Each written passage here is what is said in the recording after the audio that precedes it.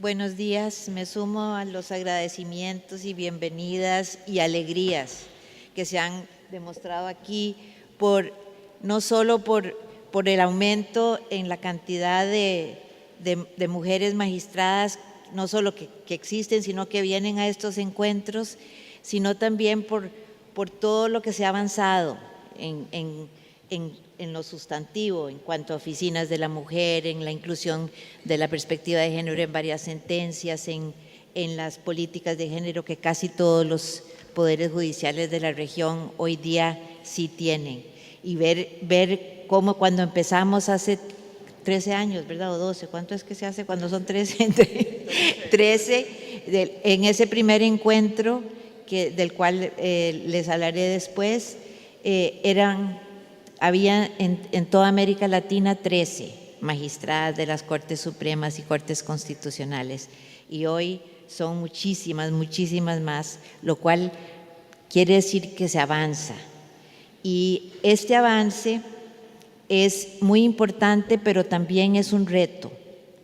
Y es de lo que hoy iba a hablar, porque se me pidió que hablara sobre la no discriminación en la gestión humana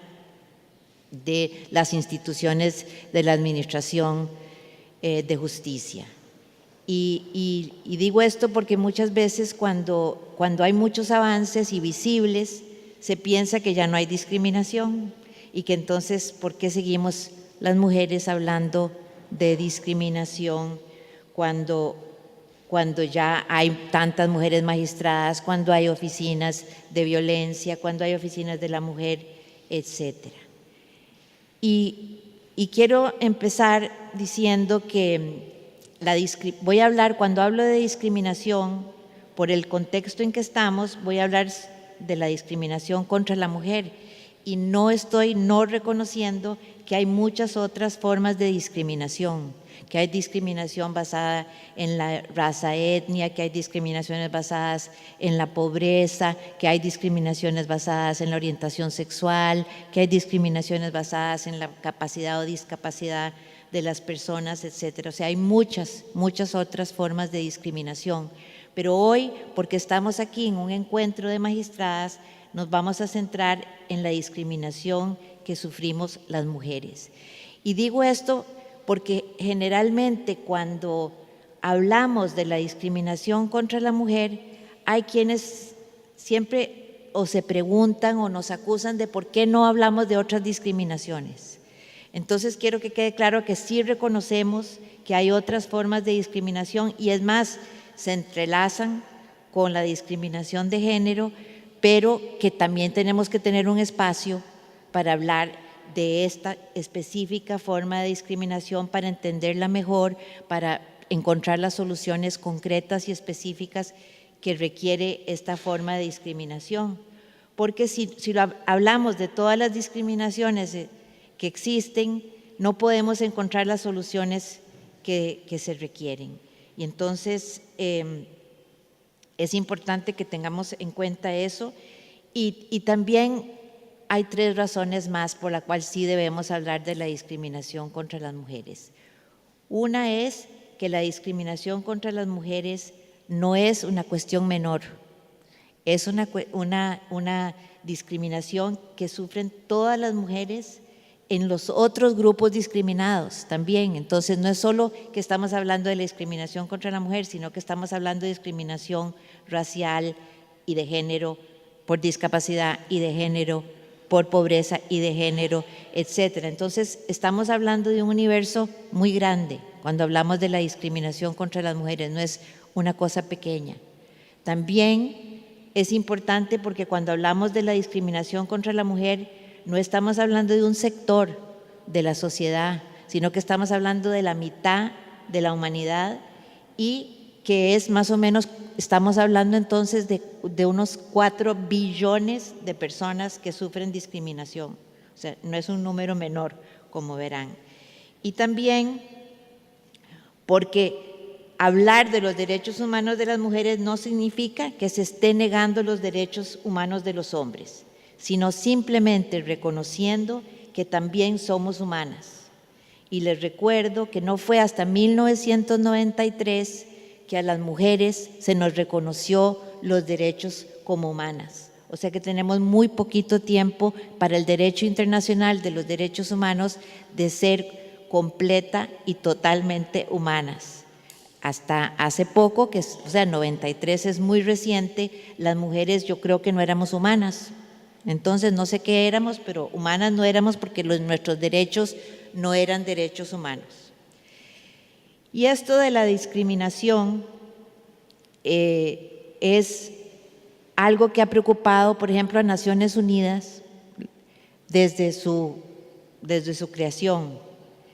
Es desde la Carta de las Naciones Unidas que se habla de que se debe erradicar todas las formas de discriminación contra las mujeres y que debe de lograrse, que parte de los objetivos de las Naciones Unidas es lograr la igualdad entre hombres y mujeres, entre otras igualdades que se tienen que conseguir. La Declaración Universal de los Derechos Humanos de 1948 también prevé en su artículo 2 la erradicación de la discriminación y el logro de la igualdad entre mujeres y hombres. Y después de la declaración están los pactos internacionales de derechos civiles y políticos y los pactos internacionales de derechos económicos, sociales y culturales que consagran este principio de la no discriminación y la igualdad también en su articulado. Y además hay pero cientos, yo creo que llegamos a miles de resoluciones de diferentes órganos de Naciones Unidas que hablan de la necesidad de eliminar la discriminación y que también a través de la Comisión de la Condición Jurídica y Social de la Mujer se logró muchas convenciones que hoy día no son tan necesarias porque en 1975 se logró empezar a redactar la Convención sobre Eliminación de todas las formas de discriminación contra la mujer. Y así han seguido las Naciones Unidas tratando de erradicar la discriminación, que ha sido algo muy difícil de hacer, porque así en abstracto la gente dice, sí, claro, hay que eliminar la discriminación. Nadie está en contra de que se elimine la discriminación. El problema es lo que entendemos por discriminación. Y para muchas personas lo que es discriminación no se apega a lo que según los derechos humanos es discriminación. Muchas personas consideran que si no hubo intención de discriminar, entonces no puede ser discriminación. Y esto, como lo vamos a ver más adelante, es una de las grandes contribuciones de la Convención sobre la eliminación de todas las formas de discriminación contra la mujer, que costó muchísimo, aunque la redacción en sí fue solo 4 o 5 años, el lograr que existiera esta convención no fue de pocos años. Es más, desde la creación de Naciones Unidas ya las mujeres venían pidiendo que existiera una convención para eliminar la discriminación contra las mujeres y no se había logrado hasta en el 75 que se declaró el Año Internacional de la Mujer. Pero hubo muchos estudios para poder probar que la discriminación existía no solo en una región del mundo, sino en todo el mundo y que la padecían todas las mujeres, sin distinción de raza, clase, etcétera. O sea, la discriminación de género la padecían todas las mujeres, agravada, obviamente, en ciertos sectores por condición de pobreza, por etnia, etcétera. Y justamente la semana pasada que estaba en Córdoba haciendo unos talleres con jueces y fiscales allá, nos decían los participantes que no entendían por qué esta reforma al Código Penal con el femicidio. Y fue interesante ver cómo en realidad tenemos esta mentalidad compartimentalizada, que cuando estamos hablando de femicidio, entonces no nos vamos a la CEDAW, a la Convención sobre Eliminación de todas las formas de discriminación contra la mujer, para ver por qué se requiere artículos específicos para eliminar ciertas formas de discriminación contra la mujer, como es la violencia. Entonces, pienso que a veces se nos olvida que existe esta definición de la CEDAW, de lo que es la discriminación, y entonces no tenemos que andar inventando o pensando cómo hacemos para entender la discriminación si tenemos esta fantástica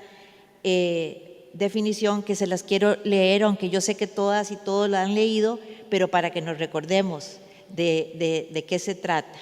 Y es el artículo 1 de la Convención que dice: a los efectos de la presente Convención, la expresión discriminación contra la mujer denotará toda distinción, exclusión o restricción basada en el sexo que tenga por objeto o por resultado menoscabar o anular el reconocimiento, goce o ejercicio por la mujer, independientemente de su estado civil, sobre la base de la igualdad del hombre y la mujer y de los derechos humanos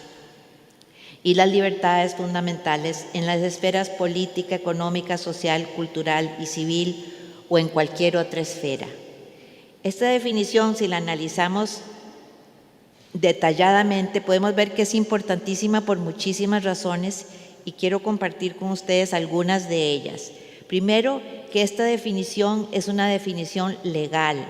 que ya en muchos estados es hasta una definición constitucional, porque en muchos estados ya se ha entendido que los tratados internacionales de derechos humanos son parte de la legislación interna, pero no solo eso, sino que son parte de la constitución política y en algunos estados hasta superiores a la constitución política. O sea que aunque una constitución no tuviera una definición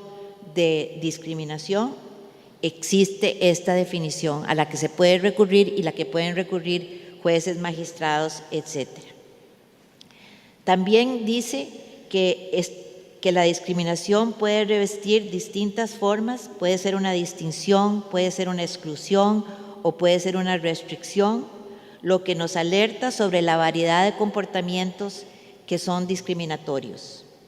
Entonces, y que a veces se nos presentan como un acto que es discriminatorio, se nos presenta más bien como una protección, o sea, como aquellas leyes que ya casi han sido derogadas en todos los países, que le prohibían a las mujeres el trabajo nocturno, el trabajo insalubre, el trabajo peligroso, etc. También dice que el acto discriminatorio es aquel que tenga por objeto o por resultado la violación de los derechos humanos de las mujeres. Para mí este es tal vez el punto más importante, porque no importa entonces cuál es la intención, si la intención era discriminar o la intención era proteger o la intención era dar un beneficio o la intención, no importa qué, lo importante es que si resulta en discriminación o en el menoscabo de los derechos humanos o de algunos de los derechos humanos de las mujeres, es discriminación. Y esto tal vez es lo más importante y así en abstracto sí se entiende, pero cuando vamos a casos concretos de discriminación, entonces como que se pierde este entendimiento.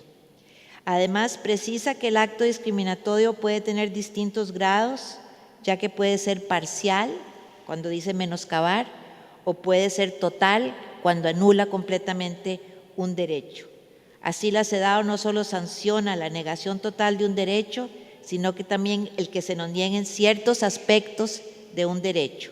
como por ejemplo que las mujeres puedan ser nacionales de un país, pero no pasar su nacionalidad a sus hijos o hijas. También precisa que el acto discriminatorio puede producirse en distintas etapas de la existencia de un derecho humano. O sea, sabemos que los derechos humanos tienen tres niveles, por lo menos el del reconocimiento, el goce y el ejercicio. Entonces, dice esta definición que la discriminación puede darse en el reconocimiento del derecho o puede darse en el goce del derecho o puede darse en el ejercicio del derecho. Y aquí es muy importante los poderes judiciales porque el ejercicio del derecho es precisamente lo que tiene que proteger los poderes judiciales, es garantizar que las personas puedan acceder a denunciar violaciones a sus derechos humanos y también el resarcimiento, lograr el resarcimiento por esas violaciones. Que realicen terceras personas ya sean maridos, empresas o escuelas privadas. Esto también es muy novedoso en ese momento en la Convención, porque los derechos humanos antes de la CEDAW no se protegían en la esfera privada.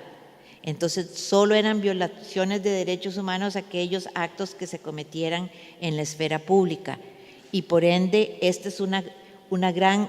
ampliación de la protección, porque podemos ver entonces que ahora también, y porque las mujeres donde más se nos violan los derechos humanos es precisamente en la esfera privada del hogar. Y también dice que se prohíbe la discriminación debido a la condición del estatus civil de las mujeres, que ya no es tan importante porque en la mayoría de los estados ya no hay una diferencia entre una mujer casada y una mujer soltera, pero cuando se redactó la convención sí era muy importante esa diferencia, donde las mujeres casadas no tenían a veces personería jurídica, todo tenía que ser a través del marido, y si era el marido el que querían acusar, pues era difícil hacerlo. Pero aún con esta convención y aún con esta definición tan completa de lo que es la discriminación se sigue dando. Y si ustedes vieran, yo voy todos los años a uno, por lo menos, de las sesiones del Comité de la CEDAW, que es el que monitorea la implementación de la convención en los diferentes estados, y muchísimos estados lo primero que dicen es las discriminaciones en la esfera privada no podemos hacer nada, porque nosotros solo podemos eliminar la discriminación en la esfera pública, desatendiendo totalmente esta definición que les acabo de hacer. Entonces, la preocupación de las Naciones Unidas por la discriminación que sufren las mujeres en todo el mundo persiste, siguen habiendo resoluciones, se sigue haciendo estudios, y en 1995, como saben, fue la Conferencia Mundial de Beijing, donde se enfatizó de nuevo la necesidad de erradicar las diferentes y muy variadas formas de discriminación contra las mujeres. En el 2000 se volvieron a comprometer los estados a erradicar la discriminación. En el 2005 se dieron cuenta en un examen evaluativo de Beijing que no solo no se habían eliminado todas las formas de discriminación, sino que habían nacido nuevas formas de discriminación y hasta nuevas formas en la legislación. No son nuevas formas que son por la cultura o por tradiciones, sino nuevas formas, nuevas leyes que discriminan a las mujeres en muchas partes del mundo. Y por ello, entonces se hizo un estudio en el 2009 de cuáles eran esas nuevas formas y cuáles son las que persisten, ese estudio lo pueden encontrar en internet. Es el estudio a profundidad sobre la discriminación contra las mujeres del Alto Comisionado de los Derechos Humanos, donde habla de que todavía persisten las lagunas legislativas en cuanto a cuestiones que se requieren para erradicar la discriminación, porque muchos estados creían y siguen creyendo, creo, que basta con eliminar las discriminaciones que existen en la legislación y no ven como una discriminación también los vacíos legales que todavía persisten, y también las nuevas formas de discriminación por los nuevos problemas que salen, que siguen existiendo. Entonces, para tratar de combatir esto, en el 2010 se crea un grupo de trabajo que es uno de los mecanismos de Naciones Unidas que se va a abocar a estudiar la discriminación en la legislación y en la práctica contra las mujeres en todo el mundo. Y su informe será el primer informe que haga este grupo, que se los menciono para que lo busquen, porque saldrá en el 2013 sobre todas estas nuevas formas de discriminación y viejas formas de discriminación en la legislación y en la práctica. ¿Cuánto tiempo? No me fijé cuándo. Ya ir cerrando. Entonces, solo para terminar, me quedaban como 50 páginas más, pero sí quería recordarles que para eliminar la discriminación contra las mujeres, y eso lo vimos en uno de los encuentros de magistradas, no solo se requiere eliminarla en las usuarias de la Administración de Justicia, sino adentro de la Administración de Justicia, para que las mujeres puedan no solo acceder a los puestos más altos del Poder Judicial, sino no sufrir discriminación y acoso laboral, acoso sexual, etcétera, al ejercer sus funciones. Y esto ya hay varias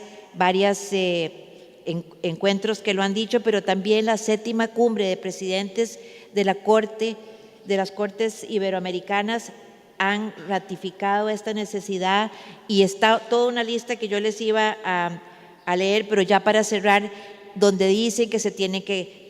transversalizar la perspectiva de género, se tiene que crear información estadística, desarrollar capacitaciones permanentes sobre la perspectiva de género, porque no basta una capacitación, es una cuestión permanente, porque esto del androcentrismo está muy arraigado en las mentes de todas y todos nosotros, y por ende falta mucho por hacer, y así pues mientras nos satisfacemos de todo lo que hemos logrado, sepamos que todavía falta mucho. Gracias.